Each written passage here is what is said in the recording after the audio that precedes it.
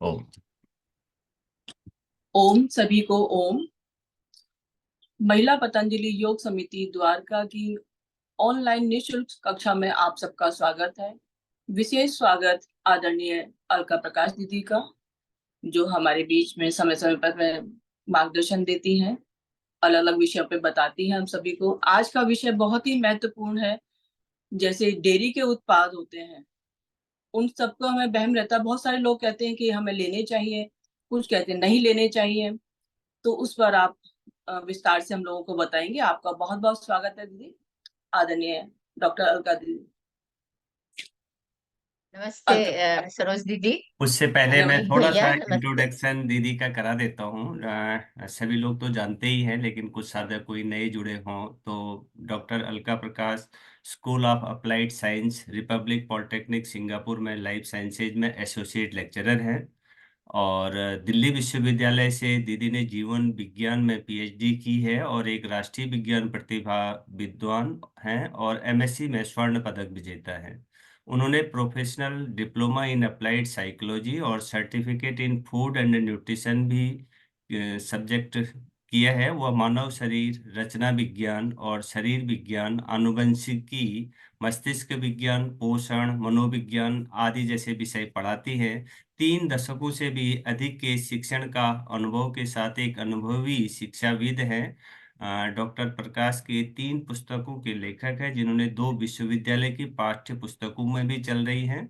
शिक्षण के अलावा डॉक्टर अलका जी कॉरपोरेट परिवार और छात्रों के जीवन शैली और स्वास्थ्य संबंधी विषयों जैसे स्वस्थ पोषण है और रोग प्रबंधन पर सेमिनार और कार्यशालाएं आयोजित करती हैं, और एक प्रमाणिक योग चिकित्सक भी हैं और लोगों को उनकी चिकित्सा स्थितियों का प्रबंधन करने के लिए मार्गदर्शन करती हैं। और सैटरडे को बहुत अच्छी क्लास होती है, 7:45 से, हर सैटरडे को दीदी की। बहुत बहुत स्वागत है दीदी आपका। धन्यवाद भैया। आप सभी लोगों को बहुत बहुत नमस्ते। सुबह की नमस्ते। और मैं भी देख रही थी जो भैया करा रहे थे, मेरे ख्याल से आज भंडारी भैया करा रहे थे, नहीं तो दीपशिखा शायद कराती हैं। और इतना अच्छे से करा रहे थे कि यस। क्योंकि लेकिन मैं ऐसे बैठी थी कुर्सी के ऊपर, तो मैंने किया तो नहीं साथ में, बट वेरी वेरी इंस्पायरिंग, बहुत अच्छे से लगा, बहुत ही अच्छा लगा। तो आज का जो टॉपिक है वो थोड़ा कंट्रोवर्शियल भी हो जाता है कभी कभी, क्योंकि लोग इसमें ना अ, दो बातें हैं, कुछ फैक्ट्स हैं और कुछ हमारे पुरानी धारणाएं बनी हुई है जो हम अपने घर में करते आए हैं, वो धारणाएं बनी हुई हैं, और कुछ फैक्ट्स हैं। तो मैं आपको ये बताऊं कि मेरा इंटरेस्ट इस टॉपिक में, टॉपिक आप सब जानते ही हैं, डेयरी उत्पाद, मिल्क के बारे में, गाय के दूध के बारे में, गाय या भैंस बोल दीजिए। आई थिंक कई बार तो शायद वो भैंस का दूध ही होता होगा, आई एम नॉट श्योर कि वो प्योरली गाय का ही होता है जो हम आप लोग पीते हैं दिल्ली में। सिंगापुर में तो फिर भी वो लिखा होता है काउज मिल्क, है ना। आई डोंट नो कि वो बफेलोज मिल्क मिलाते हैं कि नहीं, पर मैंने अभी तक बफेलोज मिल्क लिखा हुआ नहीं देखा सिंगापुर में या जहां भी हम रहे हैं पहले, न्यूजीलैंड में। तो मिल्क के बारे में जो भी हमारी कुछ धारणाएं हैं, या उसके बारे में क्या सही है क्या गलत है, वो तो आप खुद अपने अंदर समझ के अ, निश्चय करिए, निर्णय करिएगा। मैं आपसे कुछ बातें खाली शेयर करूंगी, है। आप लोग को जो ठीक लगे वो ग्रहण करिए, नहीं ठीक लगे वो आपकी मर्जी है। मैं तो being you can say researcher and teaching for 40 years, so मैं तो खाली उसके बेसिस पे जो मुझे समझ में आया, खाली मैं ये कह सकती हूँ कि ये जो बात मैं अभी आपसे कर रही हूँ, ये मैं अपने एक्सपीरियंस, पर्सनल एक्सपीरियंस से कर रही हूँ। उसका मैं आपको बताती हूँ कि क्या हुआ मेरे साथ। करीब 2005, रफली अब से 18 साल पहले। तो मेरे को हल्का सा, हम सिंगापुर में रहते हैं, मेरे को हल्का सा नी पेन होने लगा था, घुटने में थोड़ा सा दर्द होने लगा था, और मैं नी कैप लगा के वॉक पे जाती थी। I am very fond of walking, बहुत वॉक करते हैं शाम को सुबह को। तो वो नी कैप लगा के, मेरे पेरेंट्स, मम्मी डैडी दिल्ली से आए हुए थे, और डैडी ने मेरा मजाक उड़ाया। आई थिंक आप लोग को पता है इस बात का, मेरे डैडी जो है वो दिल्ली यूनिवर्सिटी में प्रोफेसर थे, Shri Ram college of commerce में डैडी लॉ पढ़ाते थे। तो डैडी ने मेरा मजाक उड़ाया है, मम्मी से कहा देखो बेटे मेरी बेटी को ना अभी हम तो बिना नी कैप के चलते हैं और ये नी कैप लगा रखी है इसने। तो and I was only 45 at that time. तो मुझे भी थोड़ी शर्म सी आई और डैडी मम्मी तो एक डेढ़ महीना रह के चले गए। मैंने कहा यार कुछ तो करना है, चेकअप कराती हूँ। तो then I went to the hospital. और वहां पे मेरा क्योंकि क्या होता है ना, देखिए बॉडी के बारे में जब तुम पढ़ा रहे हो तो थोड़ा आइडिया तो होता है कि कार्टिलेज होता है और कुछ हो सकता है वो घिस गया हो।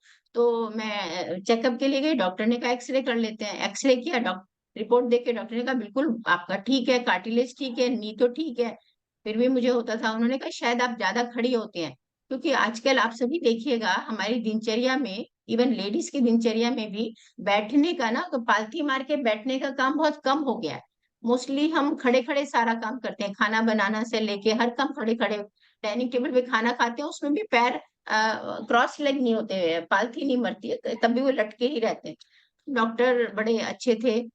तो उन्होंने कहा कि maybe it is because of too much standing and maybe you are now 45। तो हो सकता है मेनोपॉज होने वाला होगा, तो आप कैल्शियम सप्लीमेंट्स, कैल्शियम खाइए, कैल्शियम की कमी हो जाती है लेडीज में।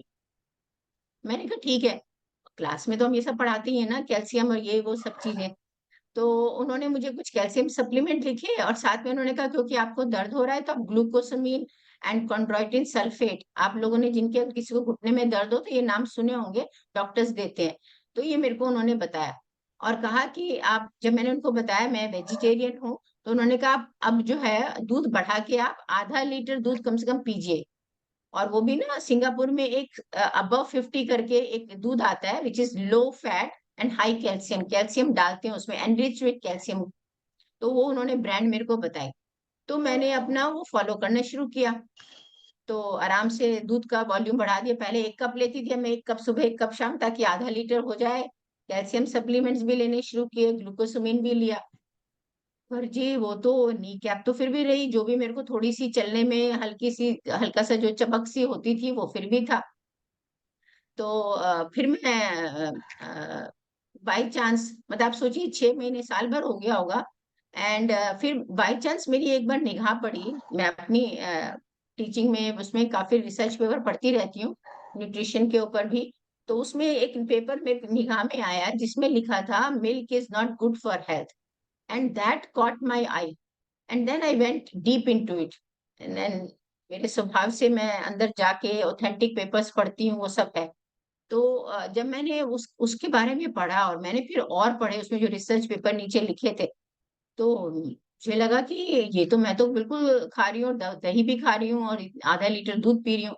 तो मैंने अगले दिन से दूध पीना बंद कर दिया। मैंने कहा कि लेट मी एक्सपेरिमेंट, वही ना being experimental in nature, class में करवाते हैं तो मैंने अपने ऊपर। तो अच्छा, फिर जब दूध पीना बंद कर दिया, दही और पनीर थोड़ा कम कर दिया, बंद नहीं किया था पूरा, तो करीब 1 महीने के अंदर मुझे महसूस हुआ कि जब मैं सीढ़ी उतरती थी, मुझे अब वो दर्द जो पहले होता था नहीं हो रहा है। अब क्योंकि दर्द कम हो गया है, कभी कभी होता है कभी नहीं होता है, तो मैं नी कैप लगाना भी भूल जाती थी या नहीं लगाती थी, मुझे जरूरत नहीं लगती थी। 6 महीने के अंदर मेरी नी कैप, मतलब I just stop putting it, I even forgot कि कहाँ पे रखी हुई। तो फिर मैंने अपना बोन मिनरल डेंसिटी टेस्ट, एक बोन्स के लिए होता है बीएमडी टेस्ट, तो डेक्सा स्कैन वो भी कराया।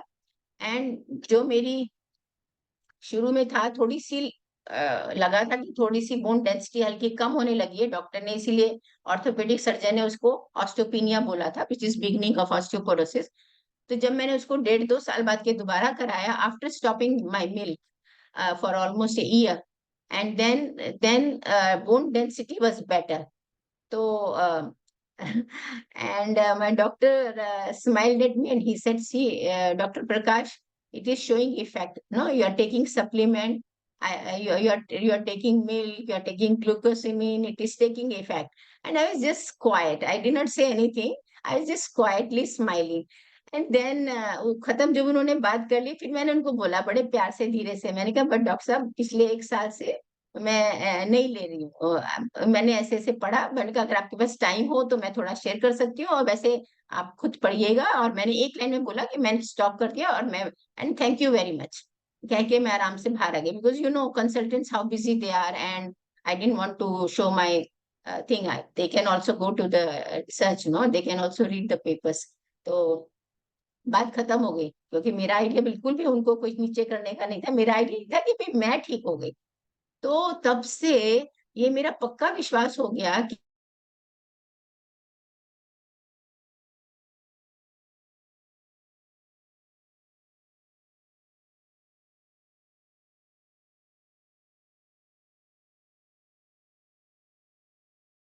है, आधे कप पे आधे छोटे वाले। और मेरी मम्मी, अब तो बिल्कुल उनका बंद करवा दिया है मैंने। तो अब डैडी नहीं है, पर मम्मी का बंद करवा दिया है। तो और उनकी अब हेल्थ बेटर हो गई है, जो उनको बीच में होता था। वो हम बात करेंगे क्या क्या कंडीशंस होती है। तो यहाँ पे मैं शुरुआत में मैंने इसीलिए अपनी बात बताई कि जो ये मिथ्स होते हैं ना, जो हम सुनते हैं हमारे घर में। मेरी नानी के घर में 3 गाय होती थी, मेरे मामा ने अभी भी रखी हुई है, वो शामली में रहते हैं, अभी भी उन्होंने बहुत सारी गाय रखी हुई है। हम लोग के घरों में देखिए होती है, पहले समय से दूध पीने का रिवाज है। खासकर नॉर्थ इंडिया में तो मैं देखा है, अब साउथ में मुझे पता नहीं। तो लेकिन जब कोई नई जानकारी पढ़ी और मैंने अपने ऊपर एक्सपेरिमेंट किया और मुझे लगा कि जो रिसर्च में लिखा है वो मुझे अपने ऊपर सही निकला, तो then I took this decision. और इसीलिए मैं अब वही बात शेयर करती हूँ आप सभी से। ठीक है, तो I will share my PPT now, और उससे फिर मैं एक्सप्लेन करूंगी। आप लोग के मन में कोई भी एकदम बहुत जोर से विचार उठे, नहीं ये गलत है, आप थोड़ा रखिएगा उसको। और फिर मैं बाद में सबके क्वेश्चंस के बता दूंगी। अगर आपके मन में कोई बहुत बड़ी कंट्रोवर्सी उठे, तो just bear with it, and I will explain, I will tell you all the answers. Yeah so Deep भैया, you can see the slide. जी दीदी। जी। भैया दिख रही है स्लाइड? ठीक दिख रही है, हाँ। अच्छा जी, अच्छा जी, बस यही पूछना था। Okay, so this is the topic we are going to cover today. And इसके अंदर हम ये बात करने वाले हैं, let me just take my pointer. So healthy nutrition क्या होता है वो बहुत छोटे में बताऊंगी, क्योंकि आज हमारा टॉपिक न्यूट्रिशन नहीं है, हम फोकस्ड है काफी। तो हम ज्यादातर मिल्क की ही बात करेंगे, दूध की बात करेंगे। And is how good milk is as a source of protein, ill effects of milk on our body. मैंने थोड़ा सा आपको आइडिया दे दिया, एक तो आपको पता लग ही गया है। And suggestions for a healthy diet, तो उसकी जगह हम क्या ले सकते हैं, और some summary points. So now I think ये बात तो सबको पता ही है कि we should learn about diet and nutrition, because you know हमारे हेल्थ के ऊपर 80%, 80% इफेक्ट हेल्दी डाइट का होता है, और खाली 20% इफेक्ट एक्सरसाइज बोलिए उसको, योगा योगा प्राणायाम अदर चीजों का होता है। तो क्योंकि क्योंकि सारा सारा शरीर, ये सारा तंत्र ही चलता है खाने पे, है ना। तो अगर ये खाना ही ठीक नहीं होगा, तो फिर उसके बाद में ना हमारे अंदर एनर्जी होगी एक्सरसाइज करने की या प्राणायाम करने की।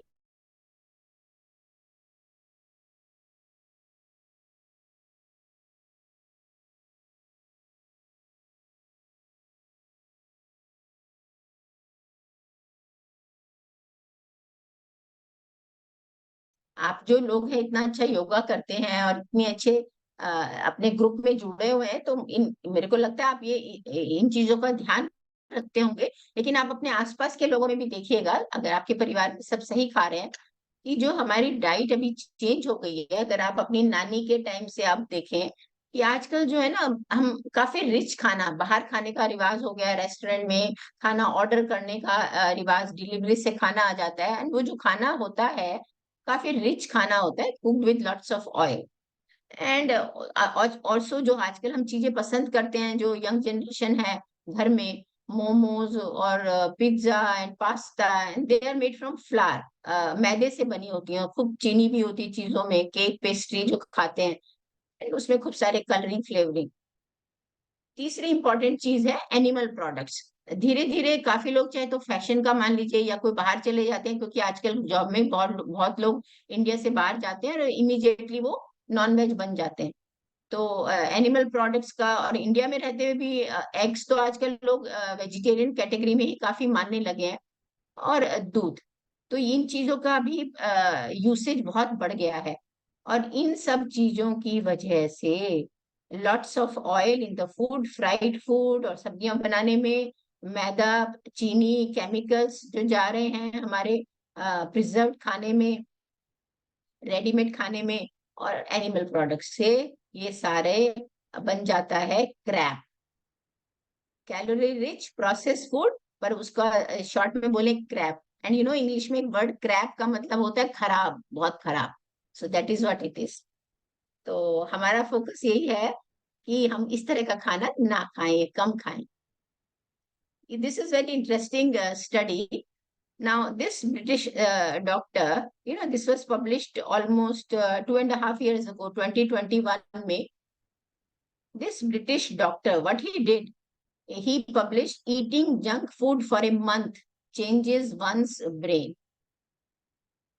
तो उसने क्या किया, मैं ऐसे बात करती हूँ क्योंकि मुझे फिर आप दिखते हैं इसलिए मुझे अच्छा लगता है, मैं स्टॉप शेयर करके। इस डॉक्टर ने क्या किया ब्रिटेन में, he is a heart surgeon. तो ये ना अपने पेशेंट्स को बोलता था कि खाने में फैट कम करो, शुगर कम करो, खाना हेल्दी करो। तो लोग कई बार नहीं मानते हैं, नॉनवेज कम करो। तो what he did to prove his theory, खाली 1 महीने के लिए इसने जंक फूड खाया।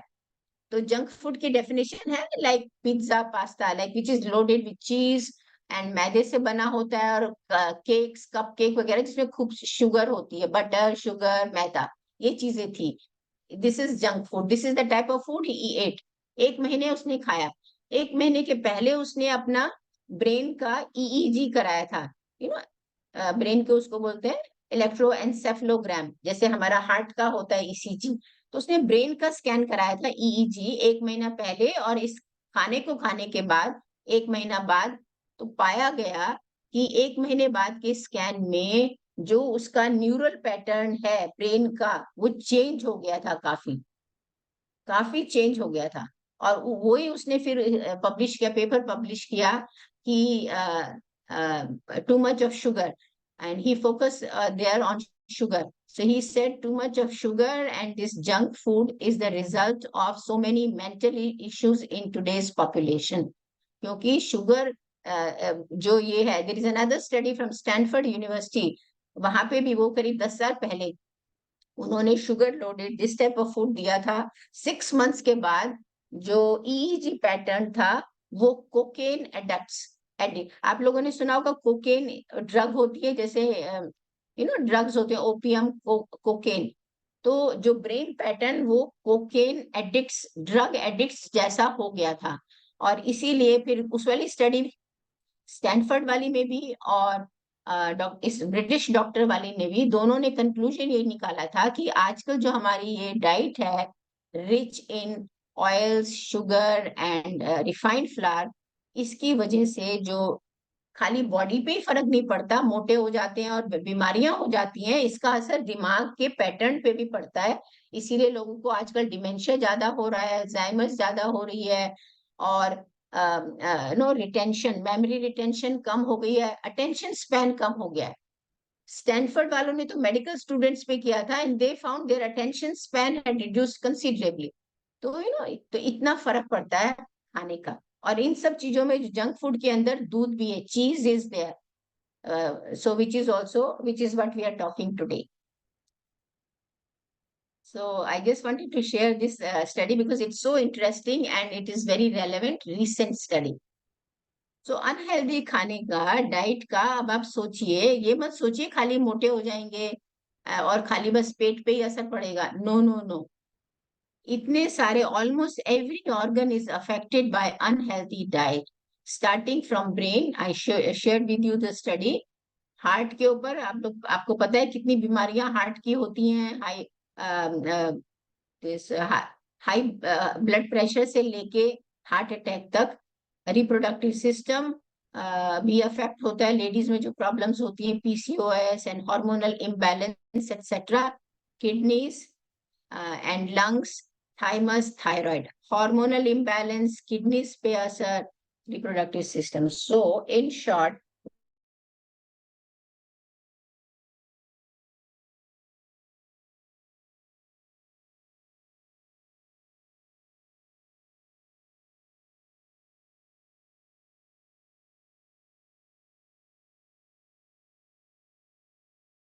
he said, let food be thy medicine and thy medicine be the food.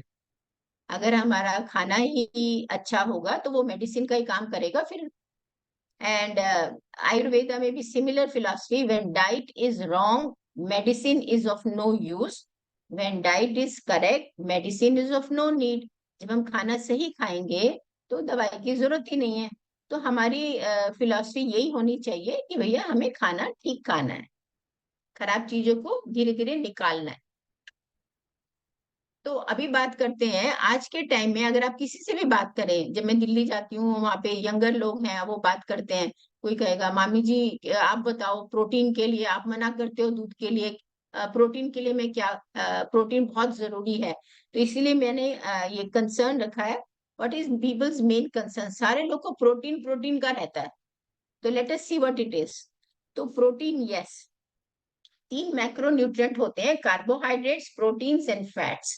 क्योंकि आज हम बात ज्यादा मिल्क की कर रहे हैं तो उसमें प्रोटीन और फैट ज्यादा है. कार्बोहाइड्रेट्स भी है पर ज्यादा लोग प्रोटीन के चक्कर में ज्यादा दूध पी रहे हैं गिलास भर करके. हम्म. तो प्रोटीन क्यों चाहिए? Importance of protein: building block of body cells. हमारे सारे एक एक सेल जो है, हमारी कोशिकाएं हैं हमारी बॉडी में, जो 40 से 50 ट्रिलियन सेल्स हैं, उनमें बिल्डिंग ब्लॉक में प्रोटीन्स भी होती हैं.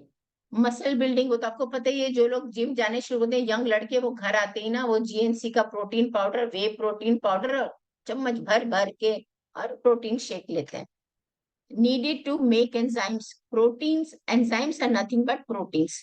हमारी बॉडी में जितने भी रिएक्शन, बायोकेमिकल रिएक्शन हो रहे हैं, वो किससे हेल्प उनको मिलती है? क्या कैटलिस्ट है? Enzymes. And enzymes are nothing but protein. So protein बहुत इंपॉर्टेंट है हमारी बॉडी की फंक्शनिंग के लिए. और कुछ हार्मोन्स भी प्रोटीन्स होते हैं, जैसे insulin hormone is a protein hormone made up of 2 chains. So hormones. And आप लोगों ने अगर डाइट सुनी हो, आजकल बहुत सारे फैट डाइट्स चल रहे हैं, उनमें से कीटो डाइट काफी पॉपुलर है. एंड वो उसमें भी वो ज्यादा प्रोटीन की बात करते हैं, भर भर के प्रोटीन खाओ और फैट खाओ और कार्ब्स बिल्कुल मत खाओ. ये तो इसमें लोग बात करते हैं. Now along with protein, excess fats are also there in animal sources. अब आप देखिए, ये प्रोटीन के मैंने यहाँ सोर्सेज दिखाए हैं आपको डिफरेंट. अगर आप इसमें देखें, मैंने इसीलिए रेड लाइन से इसको सर्कल किया है. जो प्रोटीन रिच फूड है: chicken, red meat, turkey, eggs, yogurt, milk.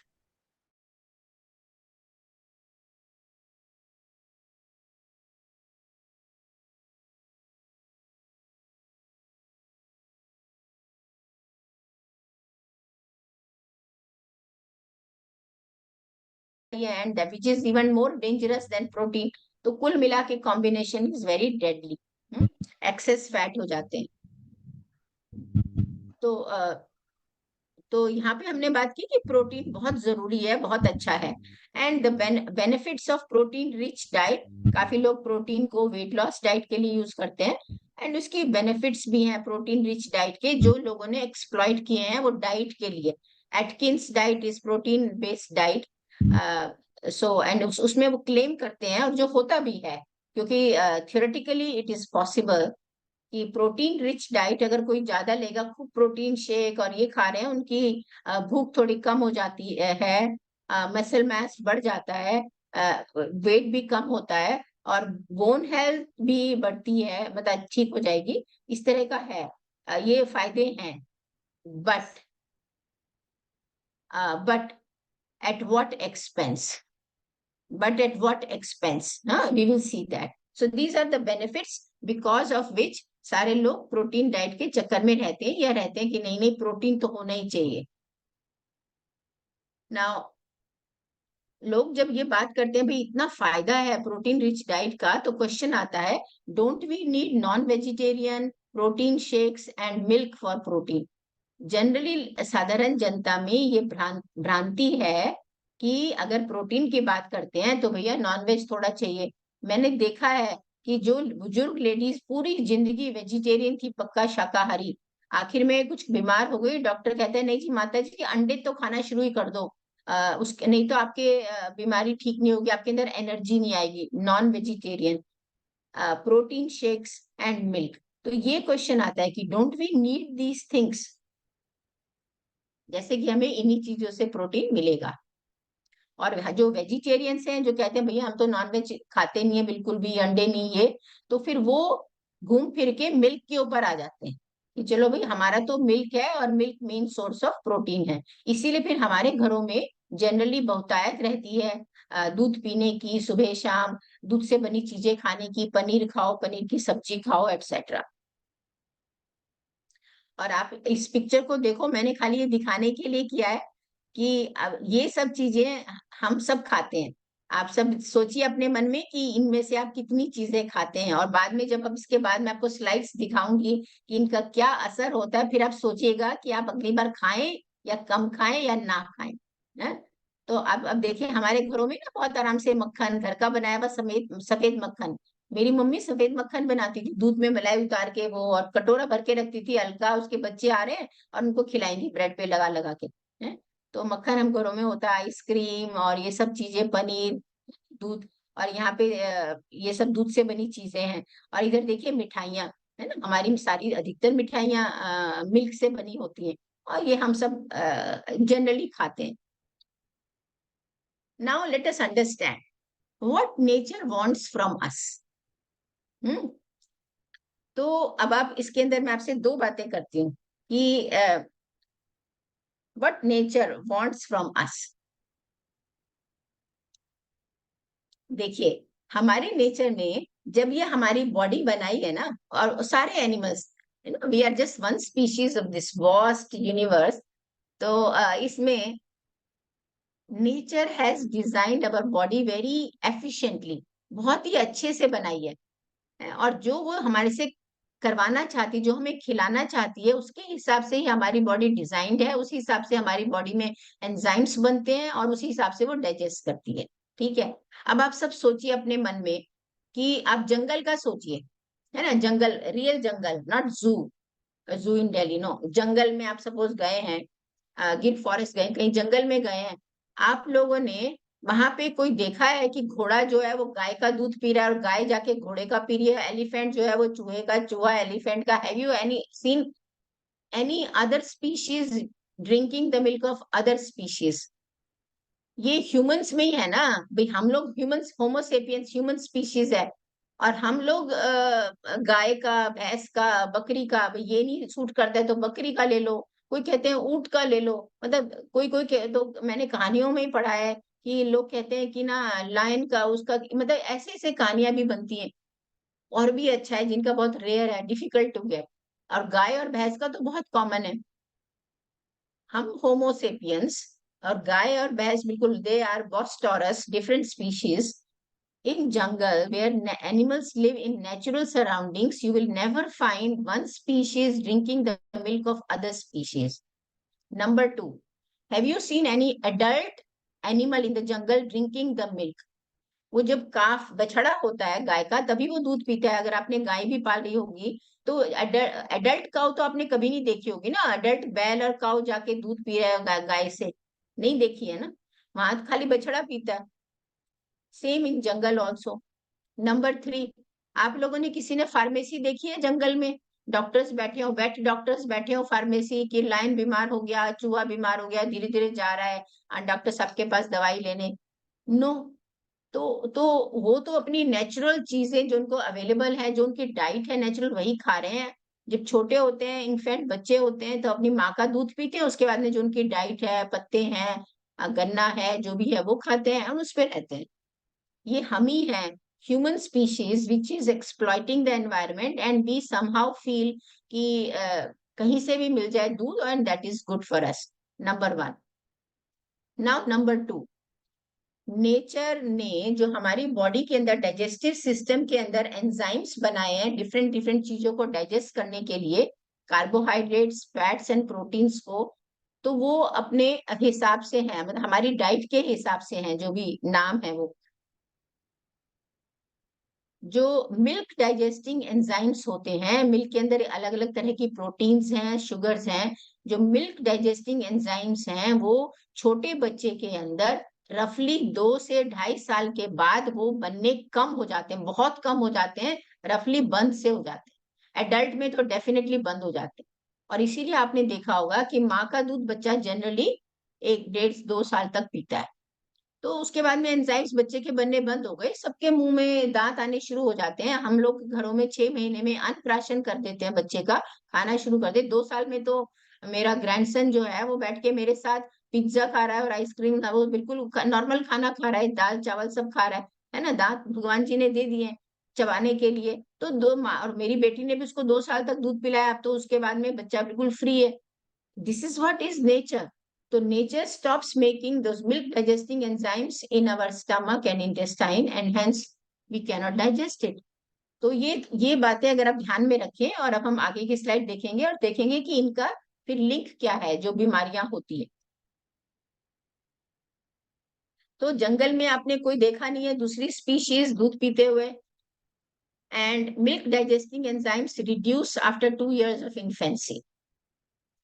So now there are some myths, और you can say जो हमारे बैठे हुए हैं मन में, उनके बारे में देखते हैं। ओके, उससे पहले let us see composition of the cow's milk, है ना, ताकि जब हम बात करें कि केसिन मैं नाम लूं तो आपको समझ में आ जाए मैं क्या बात कर रही हूँ। जो काउज मिल्क है, होल मिल्क, जो इसमें पूरी फैट होती है, वो 87% वाटर है। रिमेनिंग 13% में प्रोटीन और sugar and so many other things हैं। प्रोटीन भी कई तरह की है, उसमें ज्यादा करके केसिन एंड वे प्रोटीन नाम सुना होगा शायद, क्योंकि इसके प्रोटीन पाउडर मिलते हैं मार्केट में। फैट होती है, कार्बोहाइड्रेट है, लैक्टोस, आप लोगों ने सुना होगा लैक्टोस इंटॉलरेंट लोग होते हैं जो दूध डाइजेस्ट नहीं कर पाते, उनको लैक्टोस इंटॉलरेंट बोलते हैं। And then there are some vitamins like B, vitamin B and B12, क्योंकि B12 जो है वो एनिमल सोर्स में होता है, उन्होंने घास खा के गाय ने बनाया है, घास से मिला है उसको। And minerals. Now processing techniques remove fat. इस होल मिल्क से धीरे धीरे, आप लोगों ने देखा होगा मार्केट के अंदर whole whole fat full cream milk मिलता है, फिर रिड्यूस्ड फैट और स्किम मिल्क मिलता है, धीरे धीरे कर देते हैं। अगेन क्योंकि लोगों में अभी अवेयरनेस हो गई पिछले 40-50 साल से कि saturated fat is not good.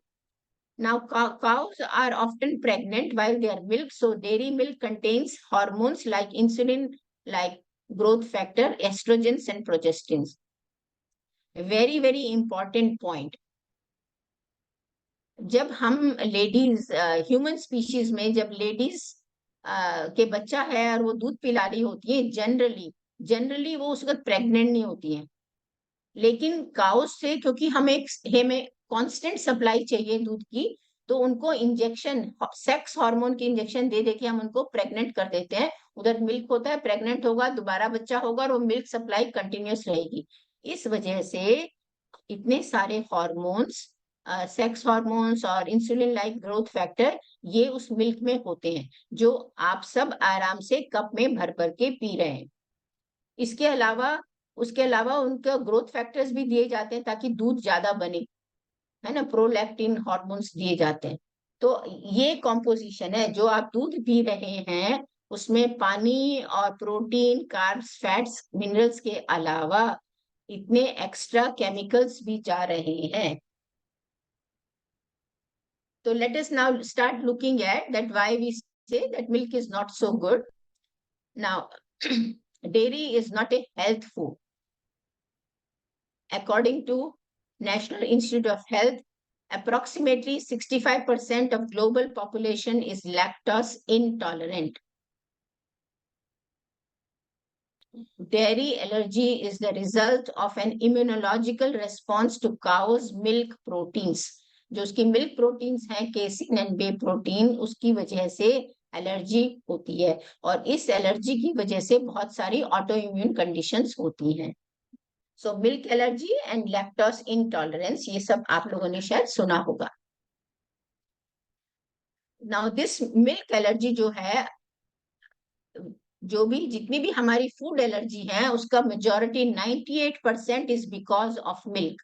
कहते हैं ना, कुछ खाया और उसको दस्त लग गए, रैशेज हो गए, जो एलर्जिक रिएक्शंस होते हैं, उन उस खाने के अंदर 98% इज बिकॉज ऑफ मिल्क।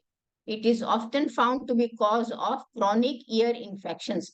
बच्चों में तो काफी ईयर इन्फेक्शन रहता है, तो मिल्क की वजह से ईयर इन्फेक्शंस, कॉलिक पेन होता है, आप लोगों ने सुना होगा, आप सबने बच्चे भी पाले हैं, कॉलिक पेन हो जाता है बच्चों को, रैशेज, एंड बड़ों में रहता है सीवियर गैस एंड ब्लोटिंग। तो ये भी मिल्क की वजह से है।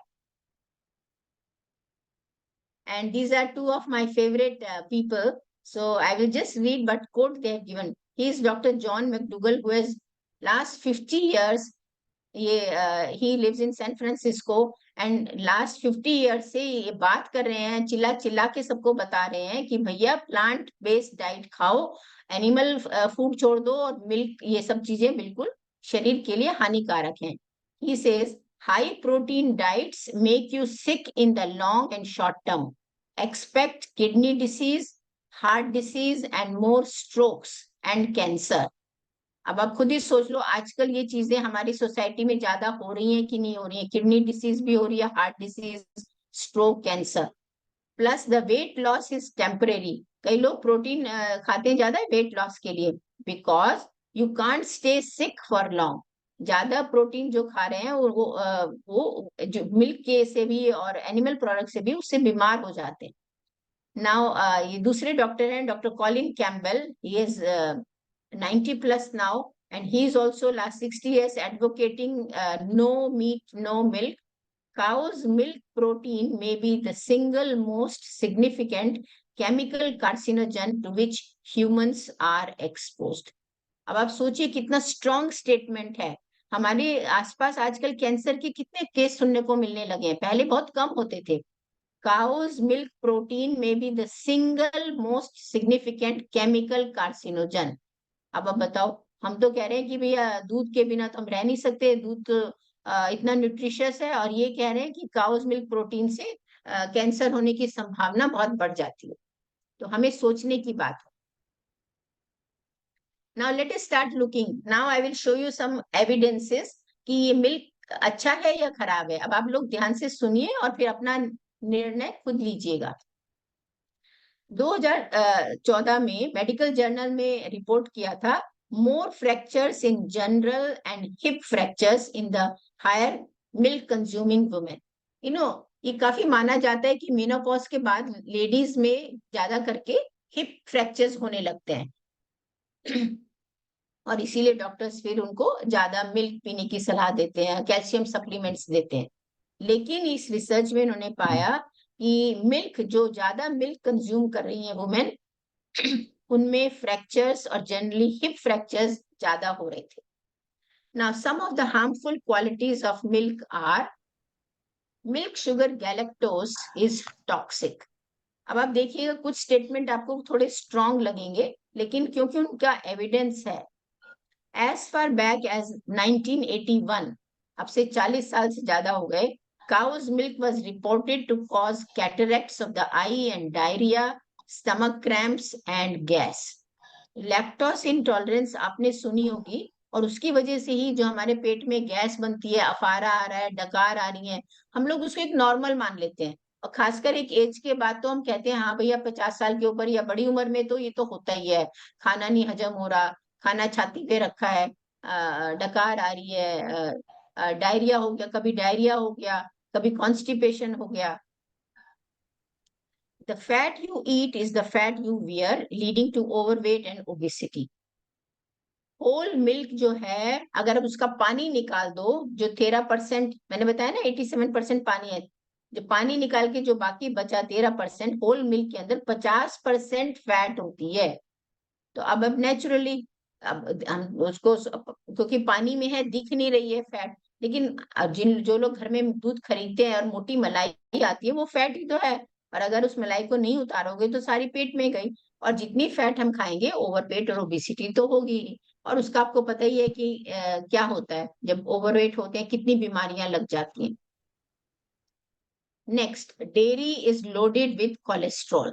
अभी देखा ना, फैट है, और एनिमल फैट जो है बिकॉज काउ से आ रहा है तो कोलेस्ट्रॉल, लोगों को हाई कोलेस्ट्रॉल की प्रॉब्लम हो रही है। Risk for heart attacks and stroke is more strongly tied to saturated fats. Dairy fat is 97% saturated fat. जो इतनी हाई फैट है डेयरी दूध के अंदर, उसमें भी फैट भी दो तरह की होती है ना, सैचुरेटेड एंड अनसैचुरेटेड। तो जो 97% इज सैचुरेटेड फैट, और वो ज्यादा करके कॉज करती है heart attack and stroke. Then milk is loaded with people poisoning chemicals. अभी मैंने आपको बताया कि उसके अंदर इतने सारे हार्मोन्स, गायों को सेक्स हार्मोन्स दिए जाते हैं, ग्रोथ हार्मोन्स दिए जाते हैं, एंटीबायोटिक्स दी जाती है, क्योंकि वो भी तो बीमार पड़ती है ना, वो इतने क्रैम्ड पास पास रहती है, उनको एंटीबायोटिक्स दिए जाते हैं। फिर वो जो खाना चारा खा रही हैं, वो उनको ज्यादा खिलाने के लिए ज्यादा उगाते हैं, तो पेस्टिसाइड हर्बिसाइड होते हैं। कुल मिला के ये सारे केमिकल्स दूध के अंदर आते हैं। अब आप, हो सकता है कोई सोचे कि वो दूध में कैसे आते हैं, तो गाय गाय को लगे दूध में कैसे आए, है ना। तो लेकिन अब आप ये सोचिए, आप सभी जो खासकर महिलाएं हैं, आप ये सोचिए, जब जब हमारे बच्चे हुए थे, मुझे याद है मेरे 2 बच्चे हैं, कि जब बच्चे हुए थे उस टाइम में, जब तक ब्रेस्ट फीडिंग कर रहे थे, हम दवाई नहीं खाते थे, क्योंकि हम कहते थे ये बच्चे में जाएंगी। हमें अपने खाने पीने का ध्यान रखना होता था कि क्यों बच्चे में जाएंगी, है ना।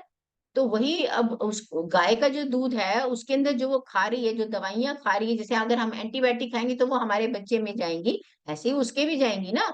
ऐसे ही सेक्स हार्मोन के जो इंजेक्शन हम ठोक रहे हैं उसको प्रेग्नेंट करने के लिए, दूध बढ़ाने के लिए, तो वो भी तो फिर उसके दूध में जाएंगे, और वही हम फिर भर भर के पी रहे हैं, तो हमारे अंदर जा रही है। इसीलिए आप देखिए, आजकल आप जब बच्चों को देखो ना, छोटे बच्चों को, तो माँ के दूध पे जब तक होते हैं तो ठीक होते हैं, लीन, उतने मोटे नहीं होते।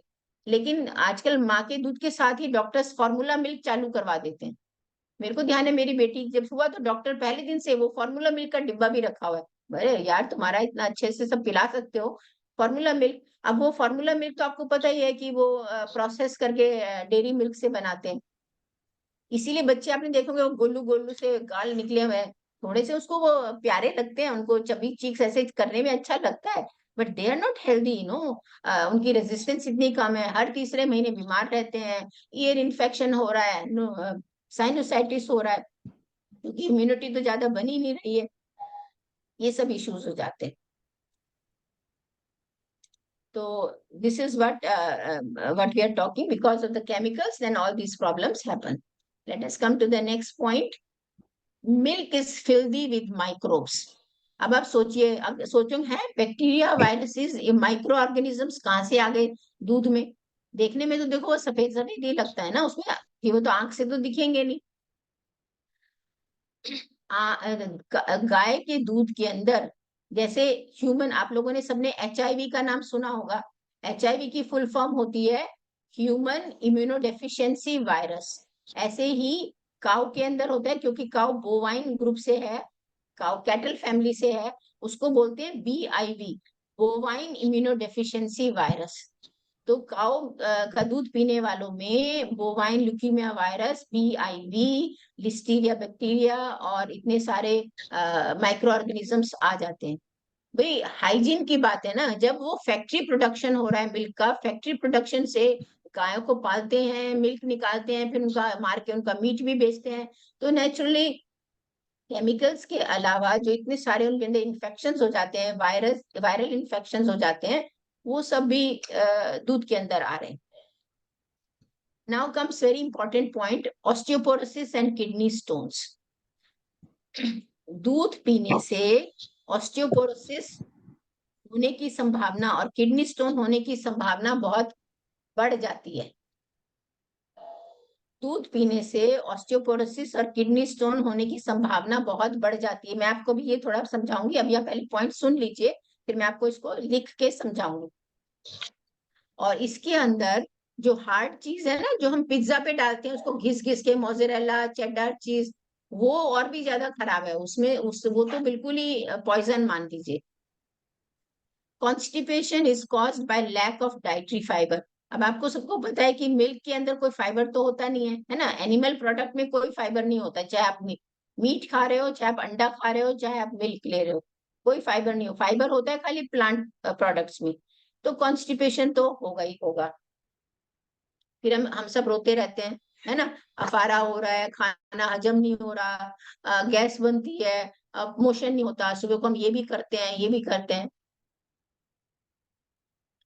Cow's milk protein is most common cause of allergy and autoimmune diseases.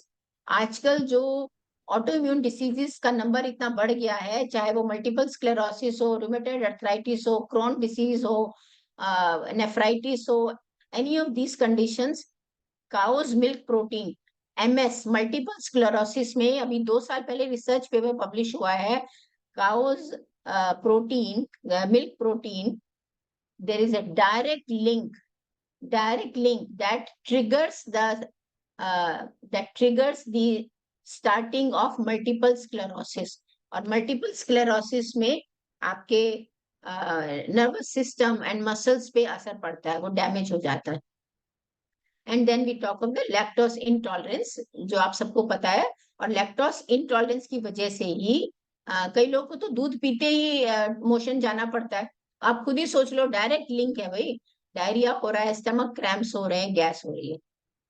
And the factory farming, जो मैंने बताया कि इनको डेयरी काउस को, इनका कमर्शियल, ये तो प्रॉफिट के लिए है ना। जब हम अपने घरों में रखते हैं, मेरी नानी रखती थी तो उन्होंने कांजी हाउस बना रखा था, खुला खुला था, नीचे टाट बिछा रखा है, पंखे लगे हुए हैं, गायों को ना पूरा बढ़िया खाना मिलता है। और ये लोग तो ये जो फैक्ट्रीज में इसमें रखते हैं काउस को, वहां तो बिल्कुल साथ साथ लगी लगी खड़ी है, बेचारों को बैठने की भी जगह नहीं है, और उनको बस जिंदा रख रहे हैं और उनसे करें तो उसकी वजह से इस एनिमल अब्यूज की वजह से ही देन क्लाइमेट चेंज वगैरह जो आजकल इतनी बात हो रही है। Another important thing about milk is microbiome and milk. Microbiome क्या होती है, आप सबने सुना होगा, हमारे इंटेस्टाइन के अंदर बैक्टीरिया रहते हैं। हमारी बॉडी का के जितने सेल्स हैं, सारी बॉडी में जितने सेल्स हैं, उसके 10 गुना 10 गुना नंबर में बैक्टीरिया हमारी बॉडी के अंदर है। उनका वेट अगर लेना, उनको बाहर निकाल के वेट वेट करें, 1 से 1.5 किलो 1 से 1.5 किलो बैक्टीरिया हमारी इंटेस्टाइन के अंदर रहते हैं। उसको माइक्रोबायोम बोलते हैं, और उसकी वजह से ही हम हेल्दी हैं। बहुत इंपॉर्टेंट वो काम करते हैं हमारी बॉडी में। वो एक अलग टॉपिक है, वो कभी बात करेंगे, पर बस खाली ये समझिए, जो गुड बैक्टीरिया आपने सुना होगा, वो बात कर रहे हैं माइक्रोबायोम। तो डेयरी और एनिमल प्रोडक्ट लेने से जो इंटेस्टाइन की लाइनिंग है, उसमें इन्फ्लेमेशन हो जाती है, सूजन हो जाती है। क्योंकि डेयरी जो है वो तो एलर्जी का काम कर रहा है ना। तो वहां पे जो अंदर हमारी लाइनिंग है, अब रोज कोई ये चीज आप गलत खाओगे तो वहां पे वो खुरच खुरच के तो वहां पे वो इन्फ्लेमेशन हो जाती है। इंटेस्टाइन की लाइनिंग, जैसे जब आप गिर जाते हैं, आपकी चोट लगती है, तो वहां पे सूजन आ जाती है, लाल हो जाता है। वही काम अंदर हमारी इंटेस्टाइन में इन्फ्लेमेशन हो जाती है। तो उस वजह से जो आपका बॉडी, उसका काम है इंटेस्टाइन को खाने को पचाने का, एब्जॉर्ब करने का न्यूट्रिएंट्स, वो नहीं हो पाता ठीक से। इसलिए सो मच हमें इंडाइजेशन की प्रॉब्लम रहती है। अब खाना ठीक से डाइजेस्ट नहीं होगा, उसके न्यूट्रिएंट एब्जॉर्ब नहीं होंगे, तो एनर्जी नहीं मिलेगी। इसीलिए हम लोग अच्छा खा भी रहे हैं, दूध भर भर के पी भी रहे हैं, उसके बाद भी एनर्जी से लेस रहते हैं, काम करने को मन नहीं कर रहा है ना, बस मुझे पड़ा ही रहने दो, मैं बस ये कर लिया। और जब जब ये प्रॉब्लम हो जाती है इन्फ्लेमेशन की, उसकी वजह से लीकी गट करके सिंड्रोम है, वो हो जाता है। और उस वजह से देन इन्फेक्शन होने का चांस और दूसरी बीमारियां होने का चांस बहुत बढ़ जाता है। तो most people are sensitive to dairy, माने या ना माने, क्योंकि हम लोगों के घरों में एक प्रचलन रहा है दूध पीने का। लेकिन साइंटिफिकली मैंने आपको बताया कि नेचर के हिसाब से तो एडल्ट कोई और एनिमल तो पीता नहीं है दूध, है ना। अपनी स्पीशीज का भी नहीं पीता, दूसरी का तो छोड़ो। हम लोग ही हैं कि जो हम पी रहे हैं एडल्ट होके भी। और नेचर ने हमें को हमारे लिए नहीं बनाया था, इसीलिए फिर हम सेंसिटिव हैं। कोई गलत खाना खाएंगे तो सेंसिटिव तो होंगे ना। तो most people are sensitive to dairy, they can not digest the protein found in the milk and sugar. Now जो मैंने अभी मैं आपको बताया, जो केमिकल्स हमारी बॉडी में आ रहे हैं, वो कहाँ से आ रहे हैं, मेनली नॉन वेज और डेयरी से आ रहे हैं। और वो mainly because of the injections of hormones and antibiotics and other drugs which are given to this animals. Now let me explain to you कि दूध पीने से ऑस्टियोपोरोसिस कैसे होता है। अब आप सब लोग को मैं 2 मिनट लिख के बताती हूँ, कि ताकि, क्योंकि सब लोग ना दूध पी रहे हैं हड्डियां मजबूत करने के लिए। तो मैं आपको ये दिखाना चाहती हूँ कि भाई अब आप खुद सोच लेना हड्डियां कितनी मजबूत होंगी, है। So let me just write and then I'll show you.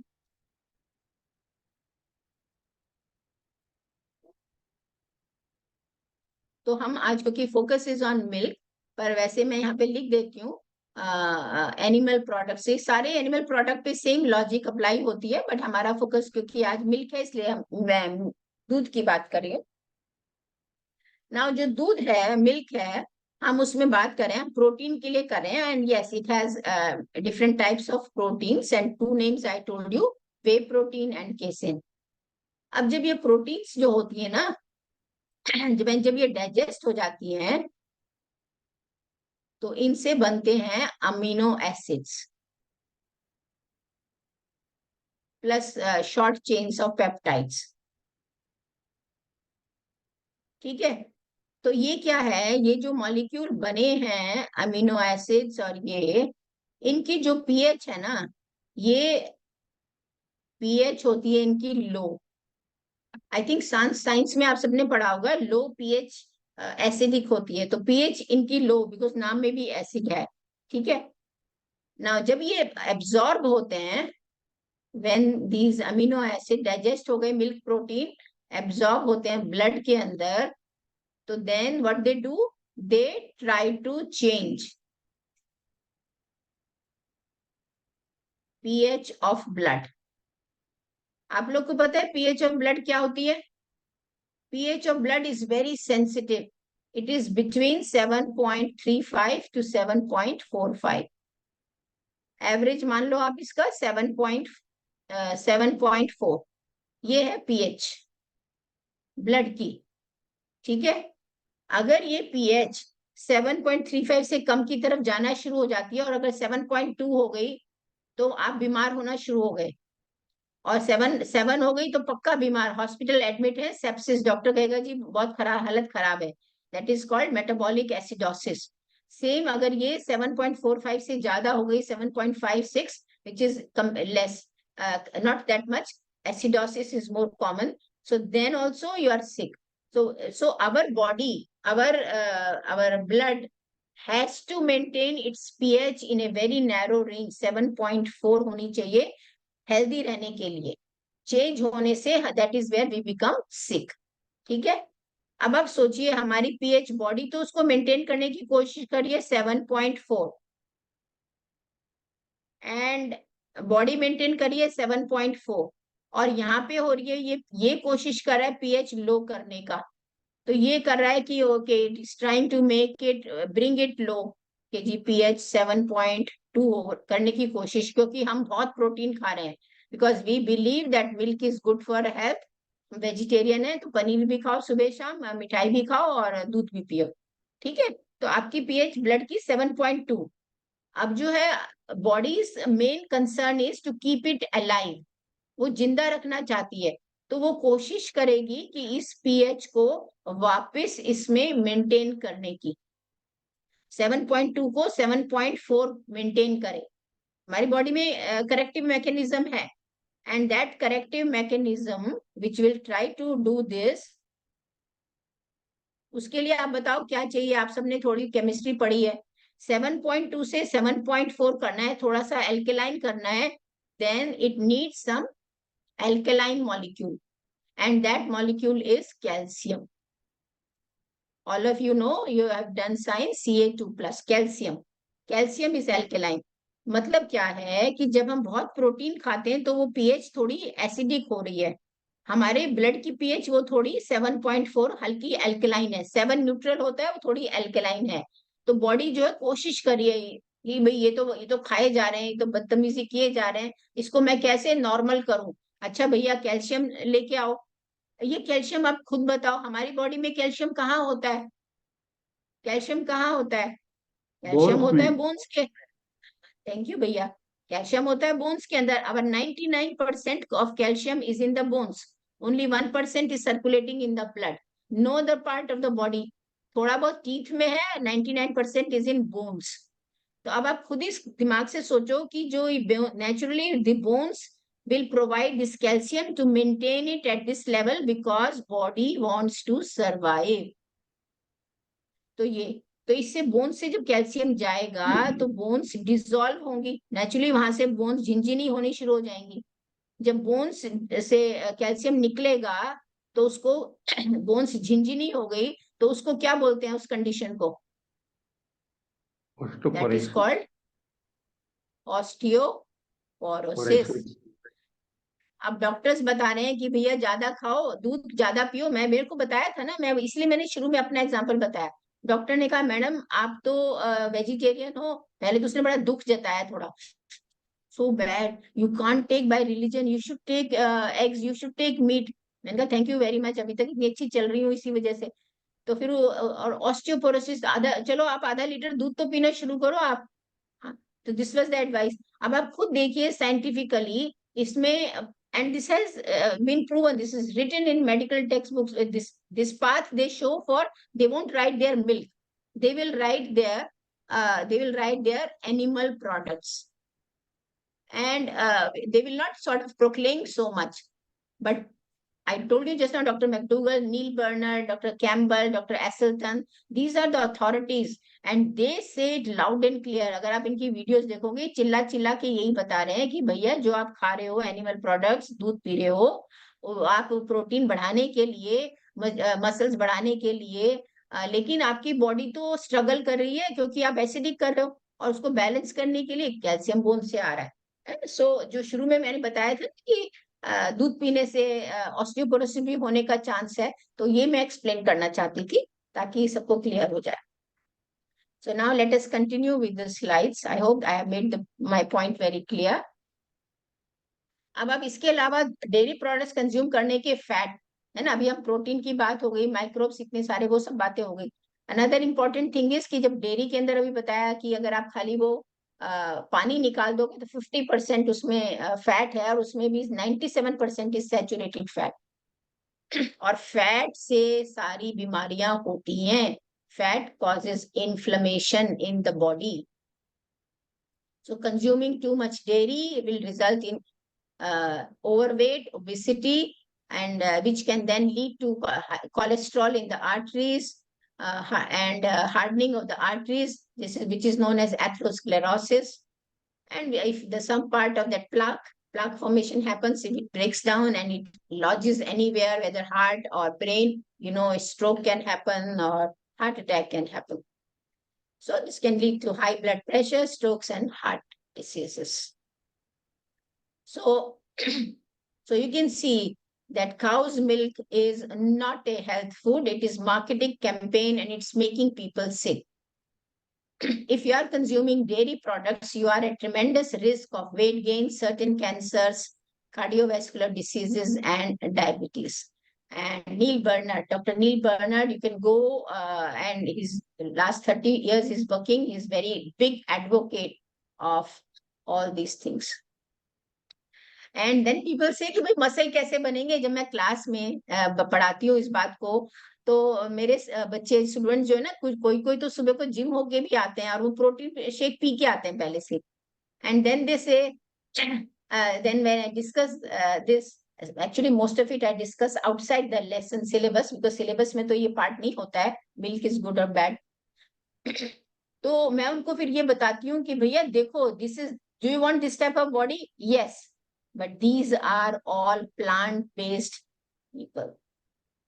You Google and you will find plenty of them. So many bodybuilders, so many athletes, they are. And people call them, people say, oh, are you are vegan? When I tell my colleagues that I am vegan, mostly Chinese colleagues are there, and they say, अच्छा अलका तेरे को protein कहाँ से मिलती होगी? मैंने कहा तुम्हें मैं अंडर नरिश दिख रही हूँ यार, मुझे तो लग रहा है कि मैं फुल्ली नरिश्ड हूँ, उल्टा मुझे 2-4 किलो वजन कम ही करना है। We are not malnourished vegans, no. This lady, she's assistant professor at University of Iceland, mother of 2, and she is a crossfitter, and she is vegan. And this is what she posted on her website. This is the type of food she eats, which is totally vegan. No milk products, no meat, no other thing. Now see from the point of view of the बछड़ा क्या कह रहा है? अरे भाई मेरी mummy है, मुझे पीने दो। अब बेचारे बछड़े को तो आधा पेट खाली रखते हैं, वो हटा देते हैं ताकि दूध ज्यादा निकले, हैं। और वो कह रहा है कि please, she is my mom not yours, तुम क्यों पी रहे हो मेरी मम्मी का दूध? एंड यहाँ पे ये कह रही है, I don't produce milk because I am a cow. ये गाय बोल रही है, रोते रोते बता रही है हम सबको, I produce milk because I am a mother. हम सब ह्यूमन स्पीशीज में भी तो ये हम अपने बच्चे के लिए हमारा दूध होता है ना, वो किसी और के लिए थोड़ी होता है। अभी आयुर्वेदा में इसके बारे में क्या है, क्योंकि कुछ लोग फिर कहते हैं कि नहीं जी ये होता था। आयुर्वेदा में दूध को वो मेडिसिनल प्रिपरेशंस, मेडिसिन की तरह यूज करते हैं। वो कोई दवाइयां बनाने में कोई कोई डिकॉक्शंस हैं कि भाई, मुझे ध्यान है एक बार किसी ने बताया था लहसुन को दूध में पकाओ इतनी देर, ये करो वो करो, किसी चीज की दवाई बनती है। They that is used as a medicinal thing. They make medicated ghee. And आजकल जो इस इम्प्रॉपर तरीके से जो एक फैक्ट्री फार्मिंग की तरह से गायों को रखा जाता है, आयुर्वेदा में कभी ऐसा नहीं था। आयुर्वेदा में ये पूरा डिटेल में एक्सप्लेन किया हुआ है कि गायों को कैसे ब्रीड करना चाहिए और कैसे उनको रखना चाहिए, तभी उसका उनका दूध वो दवाइयों में यूज होगा। लेकिन आजकल जो हम फैक्ट्री फार्मिंग कर रहे हैं कैटल की, उसमें सब नहीं होता है। तो इसलिए don't tell this, I call it BS, and you all know full form of BS, bullshit. Okay, milk in TCM. You know, in Singapore, traditional Chinese medicine काफी कॉमन है because 80% population is Chinese. तो मैंने इसके ऊपर भी एक article publish किया था। तो according to TCM, whole milk contains saturated fat, जो which is a fact, composition of fat में है। TCM की बुक में लिखा है, जो उनकी ट्रीटीज है ना, जैसे हमारी आयुर्वेदा है, ऐसे इनका TCM के भी बिल्कुल एक ऑथेंटिक बुक है, उसमें लिखा है। मैंने ये कुछ पॉइंट्स उसी से लिए हैं, जिसमें लिखा है it can raise both bad and good cholesterol, दूध से। अच्छा, दूध consumption according to TCM has been linked with increased risk of cancers, some cancers like prostate and endometrial। And जब वहां पे TCM, जब किसी को साइनस संबंधित है ना, साइनोसाइटिस, पैरानीजल स्पेसिस, नाक के आसपास की जो साइनोसाइटिस बीमारियां हैं, उसमें TCM डॉक्टर्स डेयरी प्रोडक्ट्स बंद करते हैं। अब आप सोचिए, हमारे को भी वही कहा जाता था कि भाई बलगम हो रहा है, खांसी हो रही है, दूध मत पियो, है ना। Same same principle. जो लोग इसमें TCM के अंदर वो डैम्पनेस की बात करते हैं, ची एंड चिंग, सो उसमें भी वो मिल्क, चीज एंड आइसक्रीम मना करते हैं। And according to much cited study, 92% of adults have trouble absorbing lactose. तो ये उन्होंने चाइना के अंदर स्टडी की थी, तो चाइना की पॉपुलेशन पे उन्होंने बताया उस स्टडी में 92% adults have trouble absorbing lactose. अब आप सोचिए, हम लोग दूध पीते हैं मेनली 3 कारण की वजह से: प्रोटीन की वजह से, फाइबर की वजह से, fibre and calcium. Like protein की वजह से लेते हैं, लेकिन 3 चीजों पे असर पड़ता है प्रोटीन मिल्क का। मतलब तीन तीन चीजें हमें समझनी चाहिए अगर हम जब मिल्क ले रहे हैं तो प्रोटीन तो हमने अभी डिस्कस किया सारा कि प्रोटीन क्या कर रहा है ना। Let us look at some other factors. अब आप देखिए, पिक्चर थोड़ी अच्छी नहीं मिली मेरे को। अब आप खुद बताइए, who has more muscle mass. यहाँ पे जो दिखा रखा है ना, ये एलिफेंट है और ये लायन है। एलिफेंट है, ये लायन है। अब आप खुद ही सोच लो कि किसके अंदर ज्यादा मसल मैस है और कौन क्या खाता है। स्ट्रॉन्ग मसल्स एलिफेंट, और आपको पता है वो क्या खाता है। और जो ये हमारे दिमाग में बैठा हुआ है कि भैया जो प्रोटीन मिलेगी वो अच्छी प्रोटीन जो है वो आ, इसे मिल्क प्रोडक्ट से, एग से, मीट से मिलेगी। मैंने ये स्लाइड इसीलिए दिखाई है। अब जरा ध्यान से सुनिए। Just we are left with 5 minutes. Breast milk में जो प्रोटीन है दैट इज 1.3 ग्राम्स पर 100 ml। काउज मिल्क 3.3 ग्राम्स पर 100 ml। काउ के मिल्क में हमारे ह्यूमन ब्रेस्ट मिल्क से रफली 3 गुना ज्यादा प्रोटीन होती है। हम अपने बच्चों को, छोटे बच्चे को दे रहे हैं वो काउज मिल्क, इसीलिए बोलते थे थोड़ा पतला करके दो काउज मिल्क, क्योंकि उसमें इतनी प्रोटीन है, बच्चे को नहीं चाहिए। माँ का दूध सबसे, भगवान जी ने अपने बच्चे के हिसाब से, क्योंकि हमारा बच्चा तो धीरे धीरे ग्रो हो रहा है। हमारा 6 महीने का बच्चा तो मुश्किल से बैठ पाता है, बैठ भी नहीं पाता ठीक से ह्यूमन का। और गाय का 6 महीने का बच्चा तो माँ जैसा हो जाता है। उसको तो माँ पैदा होते ही कुछ घंटों में टांग लात मार मार के खड़ा कर देती है। तो उसको ज्यादा चाहिए प्रोटीन। अब आप देखिए, स्पिनेच में 3 ग्राम पर 100 ग्राम, लेंटिल्स जो दालें खाते हैं 9 ग्राम, ग्रीन मूंग बीन साबुत मूंग में 24 ग्राम, सोयाबीन स्प्राउट्स 13 ग्राम, एग्स के अंदर 12 ग्राम, सेम 100 ग्राम्स के अंदर है, मैं खाली इसलिए आगे का नंबर पढ़ रही हूँ। चेडर चीज जो दूध से बना है 16 ग्राम, मीट में 16 से 35 ग्राम। तो ये देखिए 12 16 16 हेयर। हमारी साबुत मूंग में 24 ग्राम। स्पिनेच सब्जियों के अंदर भी है, होती है प्रोटीन 3 ग्राम। लोगों को लगता है सब्जियों में तो प्रोटीन, अच्छा उसमें भी होती है। लेंटिल्स दालें खा रहे हैं 9 ग्राम। तो अब आप खुद सोचिए कि जब यहाँ पे भी हमें उतनी प्रोटीन मिल रही है तो किस बात की कमी होगी।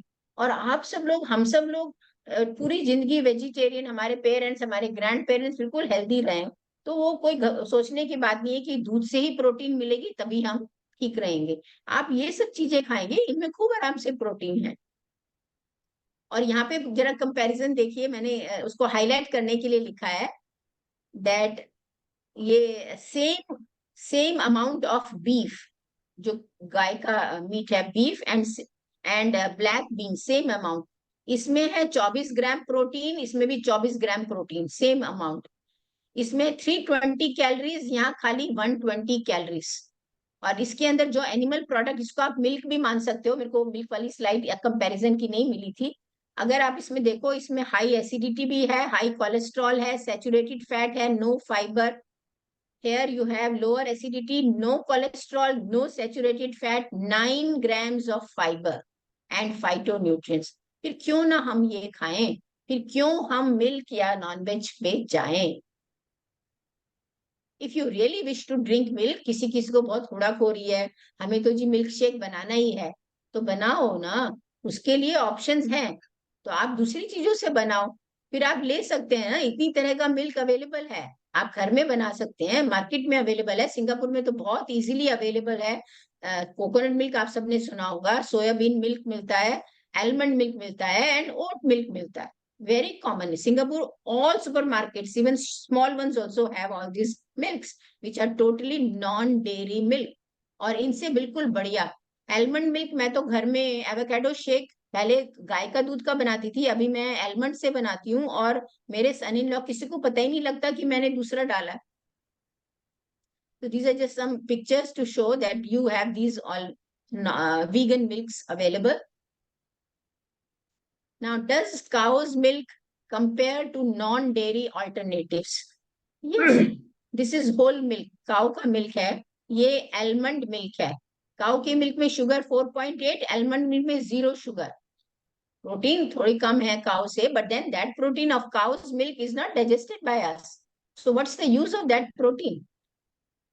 Then oat milk also has lesser sugar than cow milk, and soybean milk also much less sugar। तो आप देखिए, it is very much comparable in nutrients, and lesser fat than cow milk and lesser sugar than cow's milk।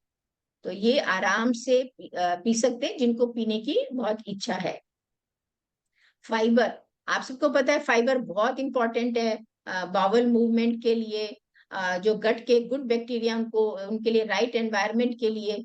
And soluble fibre जो होता है, जो आप beans खाते हो, जो ना साबुत मूंग और लोबिया चने खाते हो, उनके अंदर जो सॉल्युबल फाइबर है, उससे कोलेस्ट्रॉल लोअर होता है।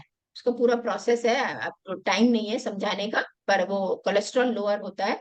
और इससे डाइटरी फाइबर की वजह से ही आपका जो ग्लूकोज लेवल भी ठीक मेंटेन होता है, डायबिटीज नहीं होगी, क्योंकि वो स्लोली स्लोली रिलीज होती है glucose. Milk has no fibre absolutely, as all non vegetarian. तो सोच लीजिए, मिलेट्स जो दूसरा कोई और अनाज है, they have more fibre and calcium than wheat and rice. अब अगर आपको कैल्शियम चाहिए, आप लोग बोलते हैं भैया प्रोटीन और कैल्शियम, दूध दूध मेरे को डॉक्टर ने बोला कैल्शियम के लिए, तो दूध खाली कैल्शियम में तो से थोड़ी, कैल्शियम दूध से ही थोड़ी मिल रहा है।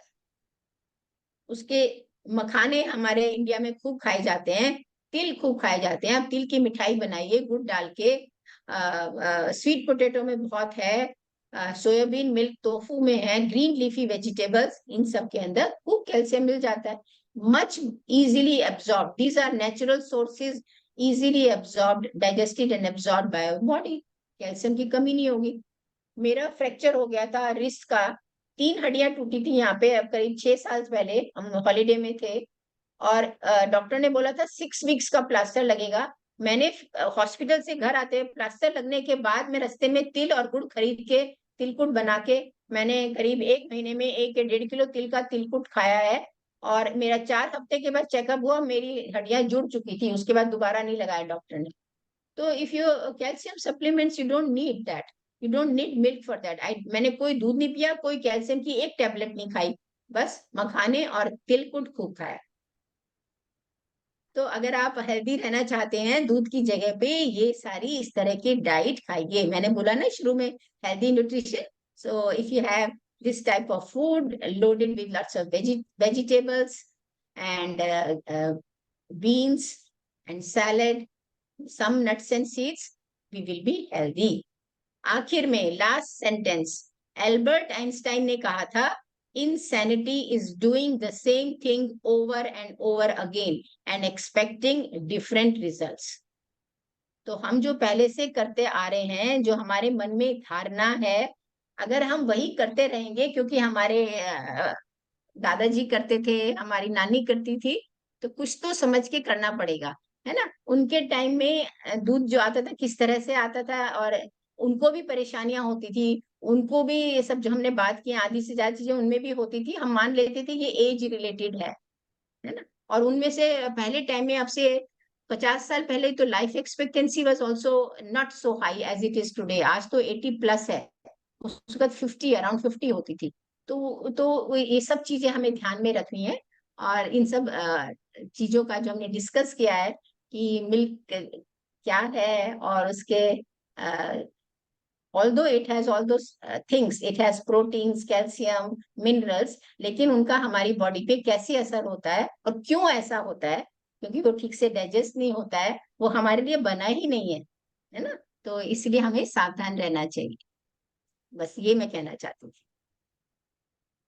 आई थिंक मैंने थोड़ा टाइम एक्सीड कर दिया शायद, वो बोलते बोलते थैंक यू ध्यान नहीं दीदी, था। बहुत बहुत धन्यवाद आपको। काफी आपने बहुत सारे लोगों की आंखें भी खोल ली, जो हम दूध के लिए इतना वो रहते थे। किसी के कोई आप क्वेश्चन हो तो शॉर्ट में, थोड़ा टाइम भी, हाँ हमारा 7:30 से ऊपर हो चुका है, हाँ, तो किसी के कोई यस जी। Yes yes. Question hello. हो तो। हाँ यस, बताइए सर। अलका जी बहुत बहुत प्रणाम, और दीप जी प्रणाम, और सभी श्रोताओं को प्रणाम। आज नमस्ते अलका भैया। बहन जी ने विराट स्वरूप दिखा दिया। जैसे भगवान ने विराट स्वरूप दिखाया था, ऐसे ही दूध का विराट स्वरूप दिखा दिया। और विराट स्वरूप देख के अर्जुन को क्या हुआ कि वो भ्रम में पड़ गया। तो फिर भगवान ने कहा मेरी शरण में आ जा। तो कुछ मत देखो सुनो डिटेल में, अलका जी की बात मान लो बस।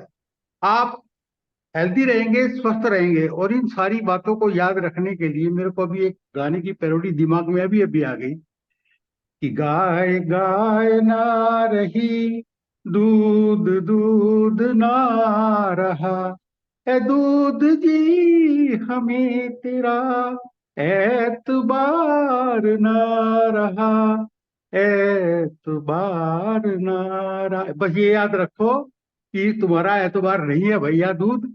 Good bye. धन्यवाद भैया। अलका जी बहुत बढ़िया, वंडरफुली कवर्ड नमस्ते। And all. नमस्ते नमस्ते। भैया।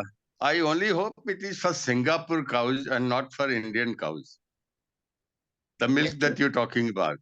Because you see, the अच्छा। Indian cows, the basic cows in the villages are different than that of what is there in the dairy farm.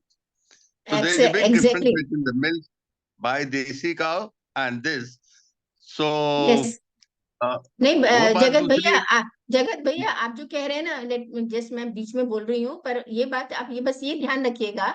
मैं दिल्ली की बात जानती हूँ, जो दिल्ली में घर आता है, दूध आता है ना मेरी मम्मी के घर में, वो फैक्ट्री जी फार्मिंग से ही आता है। वो देसी गाय वाला नहीं है। जो मेरी नानी शामली में अपने घर में रखती थी, वो मैं मानती हूँ कि वो देसी गाय थी और उसकी देखभाल की जाती थी, है ना। तो जी लेकिन जी जो जी अधिकतर जनता पी रही है मदर डेयरी का, ये जो है वो वहां पे तो फैक्ट्री फार्मिंग हो रही है ना। हम बात उसकी, चाहे वो इंडिया की करें कहीं की भी करें, वो बात हम उसकी कर रहे हैं। जी जी। That is जो that जो is अभी what I wanted to clarify. अभी आपने देखा होगा वो छोटी सी गाय ना, अभी ये राम मंदिर के चक्कर में एक छोटी सी गाय दिखाई थी टीवी में, मैंने जी देखा था जी किसी वीडियो में कि वो घर में आ जाती है ना। तो अब जी आप देखिए कि हाँ अगर आप कहने लगे कि भाई वो है, उसका तो दूध सुना बहुत महंगा है और बहुत अच्छी वो, तो देखिए we are not talking of those exceptions, we are talking generally या जो साधारण आदमी घर में पी रहा है। मैं क्योंकि जी दिल्ली से जी बिलोंग करती हूँ और गाँव का इतना मुझे आइडिया नहीं, बहुत छोटे गाँव में शायद होता हो, मैं शामली जाती हूँ हर साल, पर वहां पे भी सबके घरों में बाजार से ही दूध आ रहा है, बाजार वाले तो वो बाल्टियों में ही आ रहा है ना। हाँ भैया। हाँ। That's what I wanted to. Thank you very much. Wonderfully no covered. Problem भैया, नो प्रॉब्लम भैया। Thank you. एक्चुअली आश्चर्य इसलिए भी होता है ना कि जनसंख्या बढ़ती जा रही है और दूध प्रचुर मात्रा में मिल रहा है और हाँ। काटने वाला कोई है नहीं, मतलब हमें लगता है जो हम लोग पहले गाय पालते थे वो करते थे वो चीज हम छोड़ चुके हैं, हम इधर आ गए हैं, पता नहीं कौन इतना मतलब कहाँ से मिल रहा है, वो भी एक। अभी अभी और मैं ट्रिक बता रहा हूँ जो डेयरी वाले करते हैं। थैलियां दूध की लेते हैं, पोली पैक दूध, उसको काटते हैं, बकेट में भरते हैं और ये कह के बेचते हैं कि ये गाय का दूध। ऐसा ऐसा मतलब इसके अंदर बड़ा भारी मिलावट हो रही है इंडिया के अंदर। तो हाँ इसीलिए। नहीं नहीं बिल्कुल। कौन फ्लावर मिला और देते हैं अपने उसमें, और अपने मोटी इंडिया में मलाई तो आएगी। ये मिलावट जो है ना, अपने मुझे भी ध्यान है, अब से 40 साल पहले भी मेरी सास दूध वाला जब दूध देने आता था तो वो कभी कभी अम्मा जी उससे पूछती थी, भाई कितना यूरिया मिला रहा है आजकल। मतलब मेरी सास उस वक्त 40 साल पहले उससे ऐसे मजाक में पूछती थी। तो ये तो बहुत पुराना है। और जहां तक सिंगापुर की बात है जगत भैया, यहाँ तो फिर भी ना न्यूजीलैंड से आता है दूध। तो न्यूजीलैंड में कंपेरेटिवली अडल्ट्रेशन कम है, वहाँ गायें फिर भी थोड़ी ठीक पाली जाती है। और वैसे it's not a question of country क्या है, ओवरऑल कहीं का भी पीजिए ठीक नहीं है। हमने इसलिए मैंने किसी स्लाइड में कोई कंट्री की बात नहीं की है। मैं तो जनरली साइंस से बोल रही हूँ कि दूध पीना ही ठीक नहीं है। How do villages digest milk as they consume 3-4 litres in one family. हाँ तो विलेजेस विलेजेस भी कोई देखिए, आप पियो या विलेजर पियो, बात वही है। इट डजेंट मैटर मच कि विलेजर ने पिया या आपने पिया। जो इसके साइड इफेक्ट्स, जो बैड इफेक्ट्स मैंने बताए हैं, वो तो उनको भी होते हैं। बीमारियां, अफारा और गैस फॉर्मेशन, ब्लोटिंग तो उनको भी होती है, फर्मेंटेशन क्योंकि अनडाइजेस्टेड फूड रह गया है ना। और उसके ऑटो इम्यून डिसीजेज जो भी हमने अभी डिस्कस किए हैं, फ्रैक्चर्स वगैरह वहां पे भी होते हैं। तो ये तो वैसे it's not the question of कि सिटी में है या विलेजेस में है। चाहे आप आधा लीटर पियो, 1 लीटर पियो, ज्यादा पियेंगे तो ज्यादा असर बैड दिखेगा, पर सब में सेम है। और फिर अपना सोच के देखिए, दिस इज मैं हमेशा ये बोलती हूँ कि मैं आपसे खाली इंफॉर्मेशन शेयर कर रही हूँ, है ना। आपको जमे तो आप छोड़िए, और नहीं तो पीते रहिए, जब कुछ होगा आपकी बॉडी आपको बता देगी, बस as simple as that. Ma'am मैं समझ गई, मैंने क्वेश्चन पूछा था, मैं समझ गई कि अननोइंगली वो लोग कंज्यूम करे जा रहे हैं, है ना। दे हाँ don't know that it is being harmful for them, है ना। उनको अननोइंगली इतनी सारी प्रॉब्लम्स आ भी रही हैं, हेल्थ प्रॉब्लम, लेकिन उन्हें पता ही नहीं कि वो मिल्क की वजह से। मैम एक और क्वेश्चन मैंने पूछा था कि जो छोटे बेबीज है, टॉडलर्स हैं, वहां से लेके वो आगे तक वो सीमा उनको जी दूध अपना पिलाया वीडियो जाता है। ऑन कीजिए please. Seema ji video on कीजिए। एक तो हम जी ऑनलाइन कर रहे हैं और वो अच्छा नहीं लगता कि हम जी बात कर जी, रहे हैं हम। हाँ जी। श्योर। Thank you. हाँ हाँ जी। यस।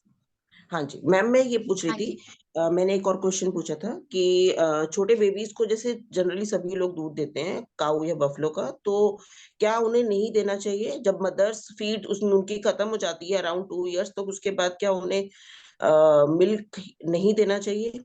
और अगर एक्चुअली देना चाहिए तो किस एज तक दे ओके। सकते हैं? सीमा देखिए, मैं इसमें technically correct I will say कि नहीं देना चाहिए, क्योंकि जो वो खाना ऑलरेडी 2 साल तक बच्चे के दांत आ जाते हैं, टेम्परेरी दांत जो 20 होते हैं, और वो पूरा खाना खाने लगते हैं, रोटी दाल सब्जी चावल सब खाने लगते हैं, है ना। तो उनको इसलिए दूध की जरूरत नहीं। दूध दूध ही क्या है, माँ का दूध ब्रेस्ट इसलिए है ना क्योंकि उसको खा नहीं सकता है ना, मैमल्स में। तो वो जब खाने लगता है तो दूध रिप्लेसमेंट हो गया। अच्छा, जहां तक इसकी बात है कि भाई अगर देना ही है मान लीजिए, तो may be little bit you can give, क्योंकि अभी भी हमारी धारणाएं बनी हुई हैं। जो आप सब लोग के आजकल गूगल कर सकते हैं, सीमा आप करिएगा, जो मैंने नाम बताए थे, डॉक्टर जॉन मैकडूगल आप करना। इन्होंने, इनकी वाइफ ने 3 बच्चे हैं, सर्जन और ये सब। 40-50 साल के बच्चे हैं उम्र में, और वो इन्होंने अपने बच्चे, वाइफ ने कोई दूध नहीं पिया, तीनों बच्चे पैदा होने से लेके अब तक जो 50-50 साल के हो गए, एक सर्जन है, एक डायरेक्टर है, किसी ने दूध टच नहीं किया, और they are perfectly educated, well, 6 foot लंबे, यूएस में रहते हैं, सैन फ्रांसिस्को में। तो ये तो क्योंकि हम लोग के उसमें है ना, अब जैसे मेरी बेटी के बच्चे हुए तो वो भी थोड़ा बहुत देती है, क्योंकि वो हमारे घर में बैठा हुआ है, पर बहुत कम कर दिया। पहले होता था बच्चे को 3 बार दूध देंगे, अब वो 1 बार मुश्किल से देती है, और मेरे घर में आते तो दूध है ही नहीं, क्योंकि मैं तो खरीदती नहीं हूँ। तो धीरे धीरे चेंज हो रहा है। तो या मैम एक लास्ट क्वेरी कि curd, should we consume curd? Curd, देखिए थोड़ा बहुत ले सकते हैं, क्योंकि कर्ड में लैक्टोबैसिलस, वो गुड बैक्टीरिया है, तो for that probiotic, yes. So but then again, if you can make मट्ठा, जो बोलते हैं ना बटर मिल्क, फैट निकाल के मट्ठा अपना जो भिगो के बनाते हैं, अगर वो बना सकते हैं, एक्सीलेंट है। और नहीं तो दही पतली करके, वो तो अमूल वाले तो पतली करके दही बेचते हैं, तो वो भी थोड़ा बहुत ले सकते हैं, because of its probiotic thing. उसमें भी थोड़ा बहुत है, लेकिन वो थोड़ा ही लेंगे ना, मतलब 1 कटोरी लेंगे, तो like thank that is the you, only milk product which is okay. Thank you so much for so valuable information, I opening information, very very thanks. Thank you. जी अलका जी नमस्कार। नमस्ते भैया, मैं आपको ही देख रही थी, भैया कहाँ गए? हाँ जी। नहीं तो बहुत आपने जो सूचनाएं दी हैं बड़े वैज्ञानिक आधार पर दी हैं, तो इसलिए यूजफुल तो है ही, जैसे अभी सीमा जी भी कह रही हैं। लेकिन कुछ चीजें ऐसी हैं जो कि जैसे हमारे देश में एक स्टेपल प्रोडक्ट के रूप में दूध का ही इस्तेमाल किया जाता रहा है, और वो आज से नहीं हजारों साल से किया जाता रहा। और Correct. बाबा रामदेव जी जो मतलब इस समूह को चलाते भी हैं, आपने भी उनको सुना होगा, तो वो Yes. सबसे ज्यादा अगर किसी चीज की बात करते हैं तो वो दूध की बात करते हैं। बिल्कुल। और पतंजलि में भी जो बिकता है वो सबसे ज्यादा दूध बिकता है। तो इसलिए ये बावजूद जितनी भी मतलब आपने तो यू आर वेल इंटेंशन, लेकिन इट्स ए कंट्रोवर्शियल टॉपिक। बिल्कुल भैया, इसीलिए मैंने, तो देखो इसलिए मैंने बोला ही है कि इसको तो आप सुन के उसमें जिसको मैं ये ना। कहना चाहता हूँ, क्योंकि अभी हमने एक जो गाय का अखिल भारतीय स्तर पर ना एक कुछ कंपेन भी चल रहा है, उसके जो इंचार्ज हैं अपने इस प्रोग्राम में उनको बुलाया भी था, और गाय के जो प्रोडक्ट्स होते हैं उनका कितना ज्यादा इस्तेमाल हो सकता है उसको लेकर उन्होंने 1-1.5 घंटे बोला था। मेरा कहना दो है कि उसमें एक तो जैसे कर्नल साहब ने कहा कि जो गाय है वो कौन सी है, क्योंकि हमारे करेक्ट। कार्यक्रम में जो देवेंद्र नेगी जी हैं, पता नहीं अभी जुड़े हुए हैं कि नहीं है, उन्होंने कहा कि मैं भी गाय पालता हूँ। तो उन्होंने पूछा उनसे कि कौन सी गाय पालते हैं आप, और जब उन्होंने कहा तो उन्होंने कहा कि ये तो गाय है ही नहीं, ओके। गाय तो लोकल गाय होनी चाहिए। तो करेक्ट।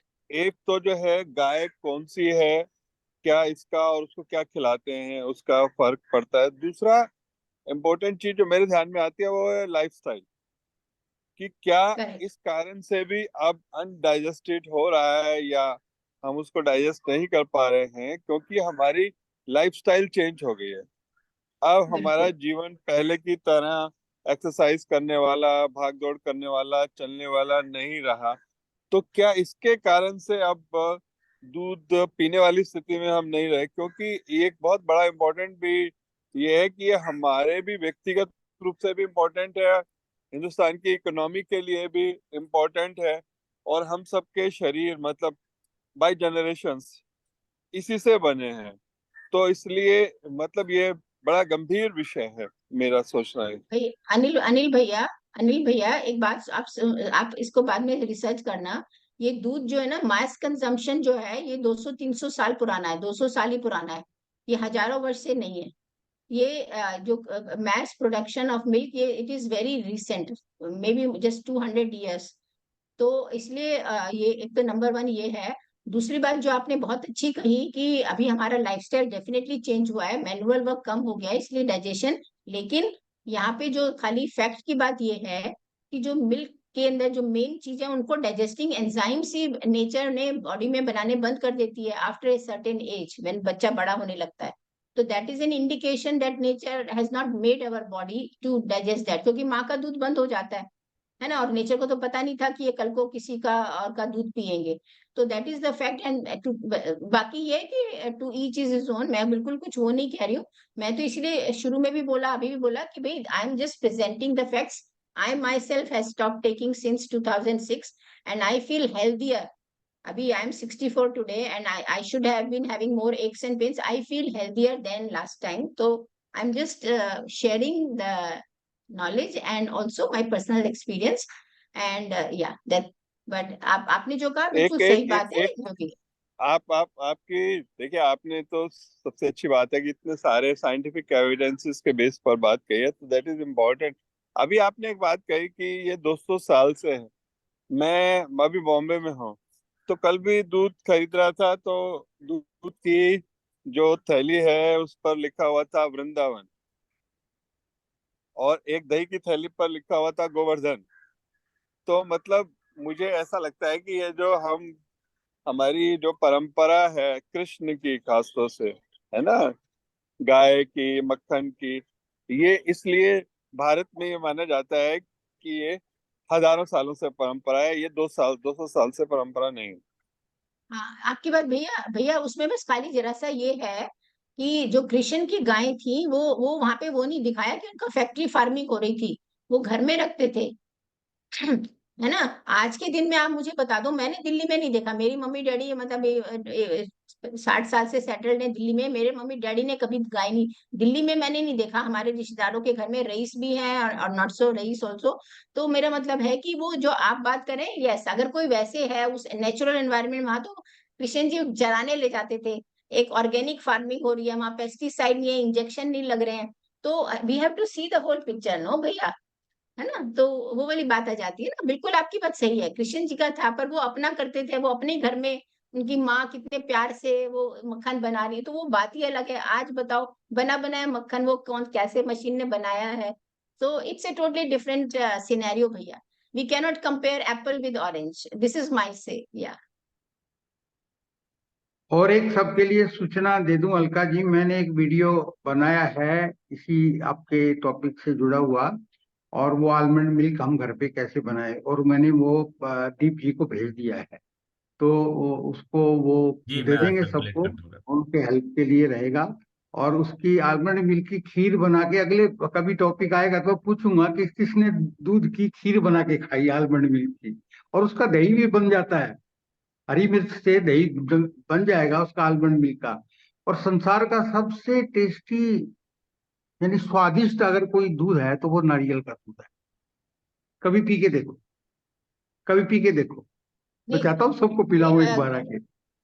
वर्मा भैया, नारियल मिल्क हमारे घर में जब से दूध बंद किया है, मेरे घर में अब दूध दूसरा खरीदती नहीं हो, तो मेरे घर में खीर तो नारियल की ही बनती है, नारियल दूध की ही बनती है। नारियल की तो बनाओ तो उसमें आलमंड की तो भी बन मैं तो जाती है उसी की, खीर। हाँ मैं तो उसी की बिल्कुल, बहुत बनाती हूँ। बढ़िया, बहुत अच्छे, बहुत अच्छे अलका जी, आपने बड़ा विस्तार दे दिया। लेकिन भारत में इस वैज्ञानिक समझ को लाने के लिए उनके जीन्स में चेंजेस करने पड़ेंगे। ये शिव धनुष है, ये धारणा दूध की इंडिया के अंदर तो शिव धनुष जैसा है, कोई तोड़ नहीं सकता। भगवान राम जैसी विश्वास होगा ना जिसमें, वही तोड़ सकेगा इसको, वरना नहीं टूटेगा। इधर ये बड़ी इनके जीन्स में चली गई ये सारी बातें। दूध दूध दूध, मैं आज भी मेरी मेरी मदर 1 किलो है दूध कॉमन। पीकर, जी आज भी 1 किलो दूध पीकर पचा सकता हूँ। ये मेटाबॉलिक रिएक्ट उसके ऊपर डिपेंड करता है आपका मेटाबॉलिक सिंड्रोम कैसा है। लेकिन नहीं, मैं नहीं पीता, मैं मैं ये तो बता रहा था, अपने आलमंड मिल्क पीता हूँ। मेरी मदर है टाइम गांव शायद हो में, गया है। उनके पास हाँ, 3 अच्छा। गाय है। एक गाय है, 2 बछड़े हैं। तो मैं उनको कहता हूँ कि कभी आप हमारे साथ इधर आ जाओ, कहती है नहीं ये गाय। तो गाय के चक्कर में वो हमारे साथ नहीं आ पाती है। और मैं देखता हूँ उनको, वो सुबह से लेकर शाम तक इतना बिजी रहती है कि यदि फोन भी सुनना हो तो वहां पर स्पीकर में रख देंगी और अपना चलती फिरती रहेंगी। जब उस तरफ से आएंगे, अरे तूने अभी तक फोन काटा नहीं। तो या तो फिर इस तरह का व्यस्त रहे बच्चे, आदमी, इतना फिजिकल एक्सरसाइज करे, तभी उस गाय नहीं के भैया, दूध वो को आप पी सकते हो बच्चे की तरह वातावरण। पालते हैं ना भैया, वो हाँ, बच्चे की तरह पालते हैं ना, हाँ, हाँ। बच्चे की तरह गाय को पालते हैं ना, बिल्कुल। तो वो तो अलग ही हो गया ना, उसका तो दूध भी अच्छा, फिर दूध कम ज्यादा होता है। मेरी नानी जब रखती थी तो उनका दूध कम आता था, क्योंकि गाय का जब बच्चा देगी तो ही तो दूध आएगा ना, वो इंजेक्शन लगा के तो प्रेग्नेंट नहीं करवाती थी। तो तो वो बात ही। और तो गाय को गर्मी लगी, वो रंभा रही है, तो मेरी नानी सोते सोते, गर्मियों के दिनों में सोते सोते जाती थी कि वो ऊपर का वो टेंट नहीं खींचा होगा, गाय को गर्मी लग रही होगी, पानी पिलाएंगे। मतलब एक आदमी में इतना वो प्रेम हो जाता है ना, तो वो आप वो सोचिए ना। तो अनिल भैया वो वाला प्रेम क्रिएट करवाइए, बस फिर हम भी दूध पीने आ रहे हैं आपके घर। Thank you welcome. Very much. सभी लोग तालियों से दीदी का धन्यवाद करें और क्लास को समापन की ओर ले जाते हैं। माइक ऑन कर लें प्लीज। हाँ, बहुत बहुत धन्यवाद दीदी। बहुत बहुत धन्यवाद। शांति पाठ कर लेते हैं। कमर गर्दन सीधी करें, गहरा लंबा सांस भरेंगे और एक बार ओम का उच्चारण। ओम, दीर्घ ओम का उच्चारण करेंगे, ओ और म। भरें गहरा लंबा सांस। ओम।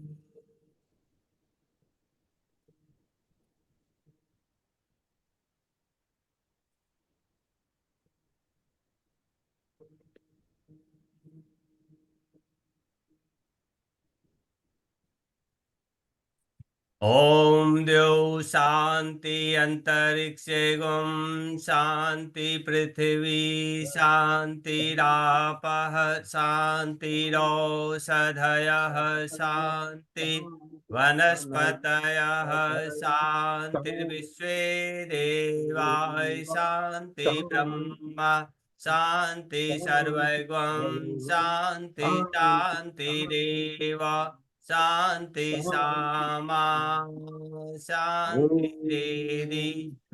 ओम शांति शांति शांति। कुछ क्षण इस शांति को अनुभव करें।